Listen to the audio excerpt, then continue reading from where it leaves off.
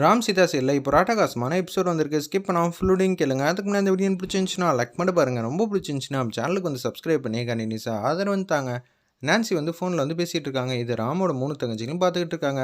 எனக்கு பிட்ஸா வந்து சுட சுட வரணும், இல்லைன்னு வச்சுக்கேன் அப்புறம் காசுலாம் வந்து தரமாட்டேன். சரி மேடம் நான் வந்துடுறேன் அப்படின்னு சொல்லிட்டு ஃபோனை வச்சிடுறாங்க. நம்ம வாசல்லே வெயிட் பண்ணிகிட்டு இருப்போம். டெலிவரி பாய் வந்து வந்தானா அப்படியே அவங்ககிட்ட பொருளை வாங்கிட்டு அவனை அனுப்பிச்சி வச்சுருவோம். பீட்சா இன்றைக்கி சாப்பிட போகிறது நம்ம தான், நான்சி பேரை சொல்லி. சரியா? இது தப்பா?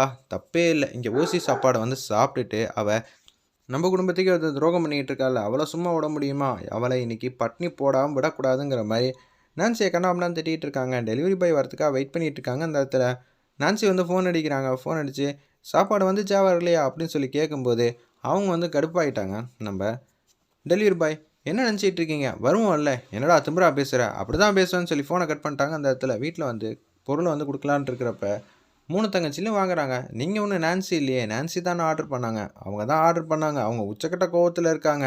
அப்புறம் அவ்வளோதான், பீட்சாவை தூக்கி போட்டுட்டு பீட்சாவில் மண் இருக்குன்னு சொல்லி உங்ககிட்டே திருப்பி காசு வந்து கேட்பாங்க. இதெல்லாம் தேவையா? ஐயோ நான் போகிறேன்னு சொல்லிட்டு 3 பொண்ணுங்கள்கிட்டயா பீட்சாவை கொடுத்துட்றாங்க. ராமோட தங்கச்சிங்க 3 பேர் வந்து மூக்க பிடிக்க வந்து சாப்பிட்டுட்டாங்க. அந்த இடத்துல என்னடா அது இன்னமும் ஆளை காணும் அப்படின்னு சொல்லிட்டு ஃபோன் அடிக்கும்போது உங்கள் வீட்டில் வந்து பொருளை வந்து கொடுத்துட்டேன், நீங்களே பார்த்துக்கோங்க அப்படின்னு சொல்லும்போது கீழே இறங்கி வந்தால் இவங்க 3 பேர் வந்து சாப்பிட முடியாதா பார்க்குறாங்க. உங்களுக்கெல்லாம் மேனஸ்ன்னு இல்லையா? அடுத்தவங்களுக்கு அந்த சாப்பாடை வந்து சாப்பிட்ற நீ இந்த வீட்டில் ஓசியில் வந்து உட்காந்துக்கிட்டு எங்கள் வீட்டு சாப்பாடை வந்து சாப்பிட்டுட்டு இருக்க. அப்படி இருக்கும்போது நம்பிக்கை துரோகம் செய்கிற. அதை விட இது ஒன்றும் பெரிய காரியம்லாம் இல்லை. பீஸாவுக்கு ரொம்ப தேங்க்ஸ்ன்னு சொல்லிட்டு 3 பேர் உள்ளே போகிறாங்க. உங்களுக்கெல்லாம் வெக்கம் எதுவும் இல்லையா? ஏய் அதெல்லாம் நீ பேச வேண்டிய அவசியம் இல்லை, தேவையில்லை. நீயே வந்து வேஸ்ட் டிக்கெட்டு இந்த வீட்டில் நீயெல்லாம் எங்களை பார்த்து சொல்கிறியா? தொலைச்சிப்பிடுவோம் தொலைச்சிங்கிற மாதிரி மகாவை கண்ணா அப்படின்னா திட்டுறாங்க. அந்த இடத்துல ராமோட 3 தங்கைங்களும் அப்படியே வந்து உள்ளே வந்து போயிட்டாங்க. மகாலட்சுமியாக இருந்தால் எவ்வளோ மதிப்பு மரியாதையோடு இருப்பாங்க.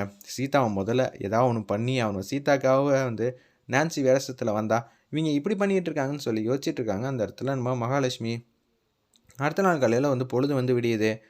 எப்போதும் போல் சத்யா வந்து கோலம் போட்டுக்கிட்டு இருக்காங்க. பக்கத்தில் வந்து அஞ்சலியும் பிரியாவும் வந்து நிற்கிறாங்க. கோலம் போடுறது உனக்கு அவ்வளோ பிடிச்சிருக்கா? ஆமாம் நீயும் போட்டு பாரு, எனக்கும் போடணுன்னு தான் ஆசையாக இருக்குன்னு சொல்லி சத்யா வந்து சொல்கிறாங்க பிரியா கிட்ட. பிரியாவும் வந்து நானும் போட்டு பார்க்குறேன்னு சொல்லிட்டு அவங்களும் வந்து போட்டு பார்க்குறாங்க. எனக்கு வரவே மாட்டேங்குதே, பெருசாக வருது. 2-3 வாட்டி லைன் வந்து போட்டு பார்த்தா கரெக்டாக வந்துடும் பாருன்னொன்னே கொஞ்சமாக வந்து போடுங்கிறாங்க. அதே மாதிரி போட்டுக்கிட்டு இருக்காங்க. அந்த இடத்துல எனக்கும் கோலம் போட வந்துருச்சு, ரொம்பவே சூப்பராக இருக்குங்கிற மாதிரி அந்த இடத்துல வந்து ஒத்துமொத்த குடும்பமும் சந்தோஷமாக இருக்கிறப்ப மகாலட்சுமி கீழே இறங்கி வராங்க. நேற்று நைட்டெல்லாம் சாப்பிடவே இல்லை, காஃபி எடுத்துகிட்டு வர முடியுமா முடியாதா அப்படின்னு சொல்லி கேட்குறாங்க. அந்த இடத்துல நம்ம மகாலட்சுமி போங்க நான் வரேன் அப்படின்னு சொல்லி நக்கலாக வந்து பேசுகிறாங்க. நம்ம செல்வி அக்கா இதை கேட்டோன்னே என்னடி உன்னோட மாடுலேஷனே சரியில்லையே, போங்க நான் வரேன்னு தானே சொன்னேன், இல்லை தர முடியாதுன்னு சொன்னேண்ணா. ஓ அதை வேற செய்வியா? செல்வி முதல்ல இவங்களுக்கெல்லாம் காஃபி தர வேண்டிய அவசியம் இல்லை, தேவையில்லை. நம்ம குடும்பத்துக்கு எல்லாத்துக்கும் கொடுத்ததுக்கப்புறமேட்டுக்கு தந்தா போதுங்கிற மாதிரி அந்த இடத்துல வந்து செமையாக சீதா வந்து காமெடி பண்ணுறாங்க. ஒரு படிக்கு மேலே போயிட்டாங்க ராமோட தங்கச்சிங்களாம். அதெல்லாம் மிச்ச மீதி தரணும்னு டீசெண்டாக வந்து சீதா அண்ணி வந்து பேசுகிறாங்க. அது கூட தரணும்னு அவசியம் இல்லை. இவங்க வேணால் வெளியில் வந்து ஆர்டர் பண்ணி சாப்பிட்டுக்கிட்டோம், நம்ம வீட்டுக்குள்ளே இருந்துக்கிட்டு நமக்கே வந்து இவ்வளோ துரோகம் பண்ணுவாங்களா அப்படின்னு சொல்லி கடுப்பில் வந்து பேசுகிறாங்க. நீங்கள் போங்க நான் தான் எடுத்துகிட்டு வரேன்னு சொன்னேன்ல, இனிமேட்டு இருந்தால் பிரச்சனையாயிட போகுதுன்னு செல்வி சொன்னனால அப்படியே கடுப்பாய் ஏடா நினச்சிக்கிட்டு இருக்கீங்க, 3 பேரையும் தொலைச்சிப்பிடுவோம் தொலைச்சுங்கிற மாதிரி மகாலட்சுமி பாணியில் வந்து பேசுகிறாங்க. அந்த இடத்துல நான்சி நீயெல்லாம் எங்களை பற்றி பேசுறியான்னு சொல்லி 3 தங்கச்சிங்களும் வந்து ஒருத்தவங்க அடிக்க வராங்க, இன்னொருத்தவங்க காலை தூக்குறாங்க. வேற லெவலில் மஸ்ஸாக இருந்துச்சுன்னே சொல்லலாம். இதை பார்த்தோன்னா 2 ஓடி போயிட்டாங்க.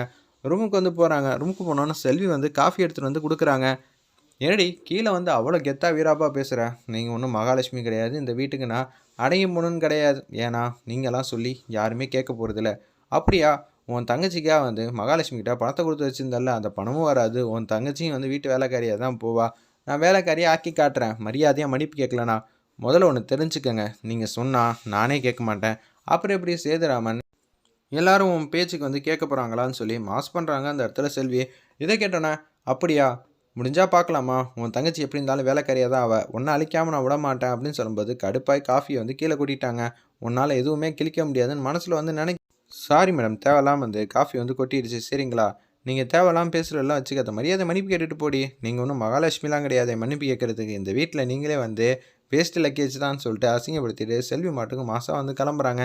வர வர இந்த வீட்டில் எல்லாருமே அசிங்கப்படுத்திக்கிட்டு இருக்காங்க. சீதா உன்னை சும்மா விட மாட்டேன் அப்படின்னு சொல்லி அந்த இடத்துல வேக வேகமாக போயிட்டுருக்காங்க. எங்கே போகிறாங்கன்னு பார்த்தா அர்ச்சனா ரூமுக்கு தான் போகிறாங்க. காஃபி குடிச்சிங்களா? இன்னும் குடிக்கல, சூடாக இருக்குல்ல, காலையிலேருந்து சாப்பிடவே இல்லை, நேற்று காலையிலேருந்து நைட்டு பீட்ஸா வாங்கி வச்சிருந்தா 3 பொண்ணுங்களும் வந்து சாப்பிட்டுப்புட்டாய்ங்க அப்படின்னு சொல்லி காஃபிய மடக்கு மடக்குன்னு குடிச்சிடுறாங்க.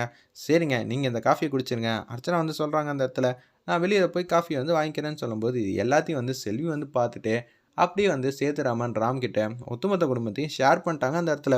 ஓ! இப்படியெல்லாம் நடக்குதா? நம்ம குடும்பத்த இல்லாம ஆக்கணும்னு நெனைக்கிற அவிங்களுக்கு, நம்ப ஏதாவது ஒண்ணு பண்ணணுமா? சரி, என்னால புரிஞ்சுக்க முடியுதுன்னு சொல்லிட்டு உச்சக்கட்ட கோவத்துல வந்து இருக்காங்க.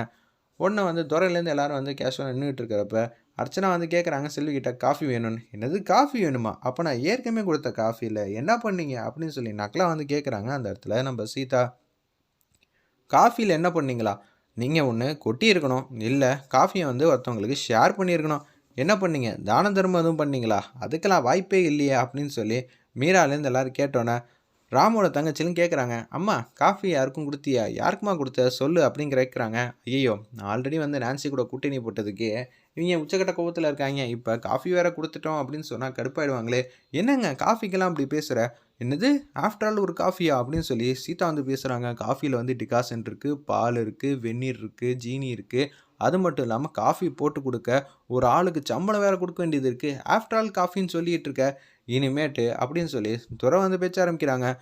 2 இட்லி, ஒரு கெட்டி சட்னி, 1 டம்ளர் தண்ணி தான். சரியா? 1 காஃபி தான். அதுவும் தானம் தர்மம்லாம் பண்ணீங்கன்னா, அந்த காஃபியும் கிடையாது. இது நம்ப வீடா? ஒண்ணும் புரியலையேங்கிற மாரி கடுப்புல வந்து இருக்காங்க அந்த இடத்துல. நம்ப அர்ச்சனாவும், சுபாஷும் என்ன நெனச்சிட்டு இருக்க? டேய்! இங்கெல்லாம் நீங்க இருக்கணும்னு அவசியம் இல்ல, தேவையும் இல்ல.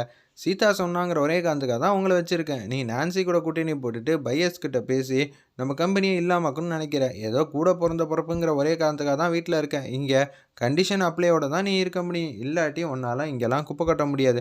உன்னை யாரும் வந்து இங்க இருக்க சொல்லல. நீயா போணும்னா தாராளமா போலாம். இங்க இருந்தா எல்லாருக்கும் 1 டம்ளர் காஃபி தான் கிடைக்கும். அந்த காஃபிய மத்தவங்களுக்கு குடுத்தாலும் சரி, குடுக்கலனாலும் சரி, உனக்கு அதுக்கப்புறம் கிடையாது.